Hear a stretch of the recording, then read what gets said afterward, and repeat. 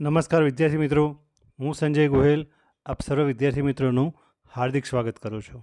આજે આપણે ધોરણ 11 વિષય અર્થશાસ્ત્ર પાઠ 1 જેમાં આર્થિક પ્રવૃત્તિ અને બિન આર્થિક પ્રવૃત્તિ વિશે ચર્ચા કરીશું. વિદ્યાર્થી મિત્રો, આ વિડીયો લાઈક કરી દેજો અને અમારી યુટ્યુબ ચેનલને સબસ્ક્રાઈબ પણ કરી દેજો.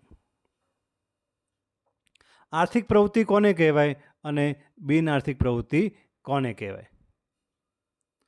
માણસ છે સતત પ્રવૃત્તિશીલ રહે છે. આપણે કાયમ માટે કંઈક ને કંઈક પ્રવૃત્તિ કરતા રહીએ છીએ, પણ જે પ્રવૃત્તિ કરીએ છીએ એ પ્રવૃત્તિ કરવા પાછળ આપણો કોઈને કોઈ ઉદ્દેશ્ય હોય છે.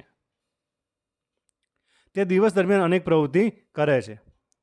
આપણે મંદિરે દર્શન કરવા માટે જઈએ છીએ, આપણે મિત્રોને મળીએ છીએ, દુકાને બેસીએ છીએ, રાજકીય ચર્ચાઓ કરીએ છીએ અને ટીવી કે ફિલ્મ જોઈએ છીએ. બરાબર? એટલે આ બધી આપણી પ્રવૃત્તિ થઈ. આમાંથી કઈ પ્રવૃત્તિ આર્થિક કહેવાય અને કઈ પ્રવૃત્તિ બિન આર્થિક કહેવાય? જેમ કે મંદિરે દર્શન કરવા જવું તો એનાથી આપણને કંઈ નફો કે નુકસાન થવાનું નથી, તો એ કેવી પ્રવૃત્તિ કહેવાય? બિન આર્થિક.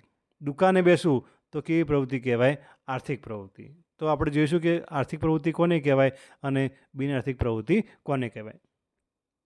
અર્થશાસ્ત્ર માણસની બધી જ પ્રવૃત્તિઓનો અભ્યાસ નથી કરતું, પરંતુ તે માનવીની આર્થિક પ્રવૃત્તિનો જ અભ્યાસ કરે છે. માટે અર્થશાસ્ત્રના અભ્યાસની શરૂઆતમાં આર્થિક પ્રવૃત્તિનો અર્થ સમજવો જરૂરી છે કે આપણે દિવસ દરમિયાન જે પ્રવૃત્તિ કરીએ છીએ એ પ્રવૃત્તિમાંથી કઈ પ્રવૃત્તિ આર્થિક પ્રવૃત્તિ છે અને કઈ પ્રવૃત્તિ આર્થિક પ્રવૃત્તિ નથી, એટલે કે કઈ પ્રવૃત્તિ બિન આર્થિક છે.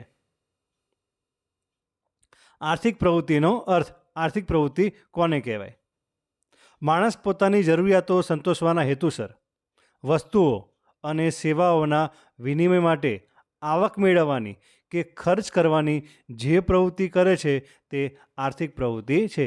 આપણે આપણી જરૂરિયાત સંતોષવા માટે આપણે વસ્તુઓ અથવા તો સેવા, બરાબર, એના વિનિમય માટે આવક મેળવવાની કે ખર્ચ કરવાની જે પ્રવૃત્તિ કરીએ તેને આર્થિક પ્રવૃત્તિ કહેવામાં આવે છે. આપણી ઘણી બધી જરૂરિયાતો છે. જેમ કે આપણને ભૂખ લાગી છે અને આપણે બહાર હોટલમાં જમવા જઈએ છીએ, તો ભૂખની જરૂરિયાત સંતોષવા માટે એ સમયે આપણે જે સેવા છે, હોટલ આપણને શું કરે છે? સેવા આપે છે.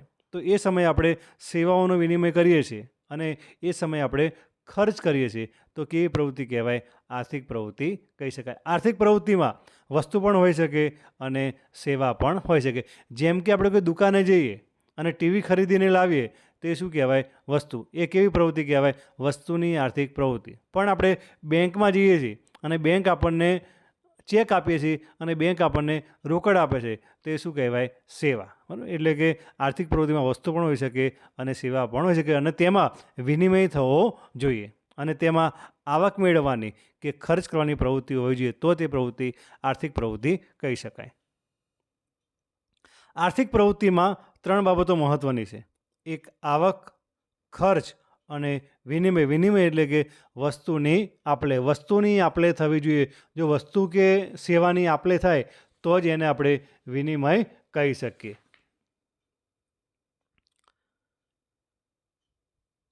આવક, ખર્ચ અને વિનિમય એટલે કે આર્થિક વિનિમયો માટે આવક પ્રાપ્તિ કે ખર્ચ કરવાની પ્રવૃત્તિ એટલે આર્થિક પ્રવૃત્તિ. ટૂંકમાં જરૂરિયાતોના સંતોષ માટે વસ્તુઓ કે સેવાઓ મેળવવા આવક પ્રાપ્તિ કે ખર્ચ કરવાની પ્રવૃત્તિ એટલે આર્થિક પ્રવૃત્તિ. જો તેમાં વિનિમય ન હોય, વિનિમય એટલે કે પરસ્પર લેવડ દેવડ કરવી, એક વસ્તુ કે સેવાના બદલામાં અન્ય વસ્તુ કે સેવા મેળવવાની પ્રક્રિયા, જેને આપણે વિનિમય કહી શકીએ. જો વિનિમય ન હોય તો પછી એ આર્થિક પ્રવૃત્તિ કહેવાતી નથી. બિન આર્થિક પ્રવૃત્તિનો અર્થ. બિન આર્થિક પ્રવૃત્તિ કોને કહેવાય? જે પ્રવૃત્તિનો ઉદ્દેશ્ય આવક મેળવવા, ખર્ચ કરવાનો કે વિનિમયનો નથી, તે સિવાયની છે, તે પ્રવૃત્તિ બિન આર્થિક છે. જે પ્રવૃત્તિનો ઉદ્દેશ્ય આવક મેળવવા, ખર્ચ કરવાનો કે વિનિમયનો નથી, તો તે પ્રવૃત્તિ બિન આર્થિક. અને જે પ્રવૃત્તિનો ઉદ્દેશ્ય આવક મેળવવો, ખર્ચ કરવો કે વિનિમય કરવો છે, તે પ્રવૃત્તિને કહેવાય આર્થિક પ્રવૃત્તિ.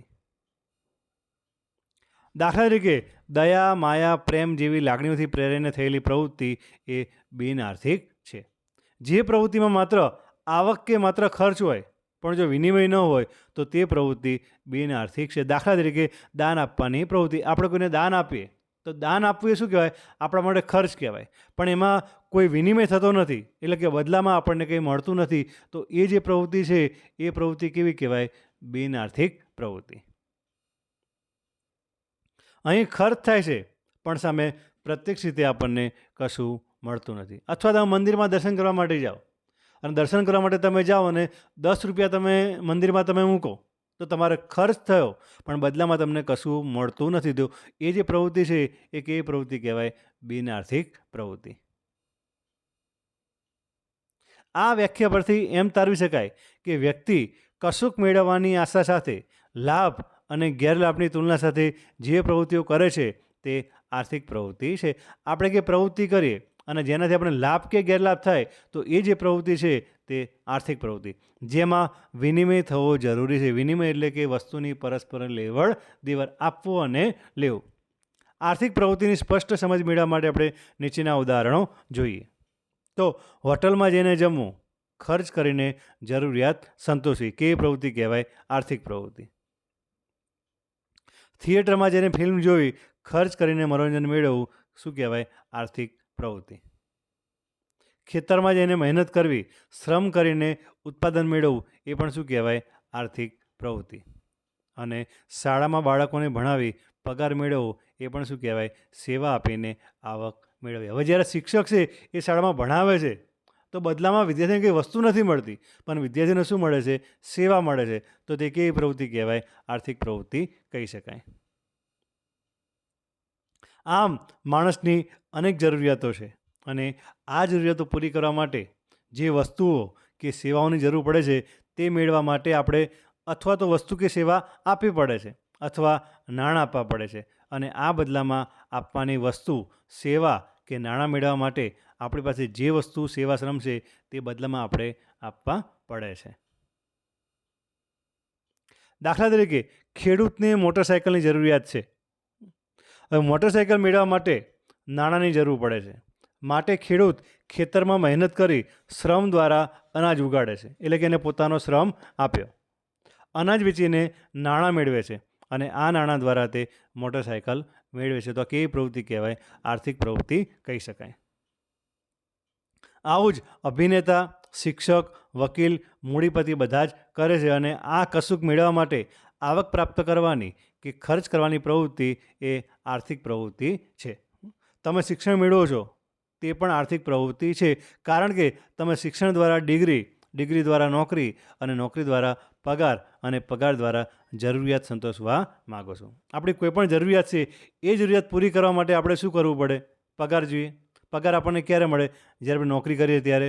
નોકરી આપણને ક્યારે મળે? જ્યારે ડિગ્રી હોય ત્યારે. ડિગ્રી ક્યારે મળે? જ્યારે આપણે શિક્ષણ પ્રાપ્ત કરીએ ત્યારે. એટલે કે તમે શિક્ષણ પ્રાપ્ત કરો છો, જે શૈક્ષણિક પ્રક્રિયા છે તે આર્થિક પ્રવૃત્તિ કહી શકાય. થેન્ક યુ વિદ્યાર્થી મિત્રો. આ વિડીયો લાઈક કરી દેજો અને અમારી યુટ્યુબ ચેનલને સબસ્ક્રાઈબ પણ કરી દેજો.